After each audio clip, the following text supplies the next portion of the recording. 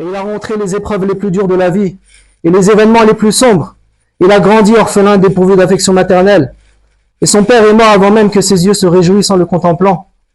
Son peuple l'a persécuté par la parole et l'acte. Anas radiallahu anhu a dit, une fois ils frappèrent le prophète sallallahu alayhi wa sallam jusqu'à ce qu'il perdit connaissance. Ils l'ont accusé d'être fou, l'ont imputé d'être un sorcier et l'ont décrit comme étant un menteur. Et ils ont dit, c'est un sorcier menteur. Et dans la grotte, il fut submergé par la détresse, l'angoisse, la peur et la tristesse. Quand ils étaient dans la grotte et qu'il disait à son compagnon, ne t'afflige pas car Allah est avec nous. Et lors de la bataille de Uhud, une de ses incisives fut cassée, son visage fut éraflé, son sang fut versé, sa faim atteignit un haut degré de ses ennemis, il se heurtait à la dureté. Ils placèrent un poison dans son repas et l'ensorcelèrent au sein même de son foyer. Les dures épreuves se succédèrent autour de lui et les malheurs advinrent les uns après les autres.